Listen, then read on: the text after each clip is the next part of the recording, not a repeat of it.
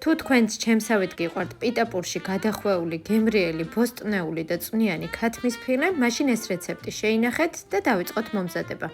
ქათმის ფილე დავჭრათ გრძელ ნაჭრებად, დავამატოთ ნიორი, ზეითუნის ზეთი და თქვენ იცით, რომ მე ვამარინადებ აირანით. მე ვგალის აირანი ძალიან რბილ სტრუქტურას აცნევს ქათამს და გამოდის ძალიან წვნიანი. პიტას მომზადება კი ძალიან მარტივია, უნდა მოვზილოთ ცომი, დეტალურად დავწერ აღწერაში და ბოლოს დავასხათ თავზე ზეითუნის ზეთი. გავაჩეროთ სანამ არ აფუვდება, შემდეგ გავყოთ 9 ტოლ ნაწილად და გამოვაცხოთ გახურებულ ტაფაზე ორივე მხრიდან.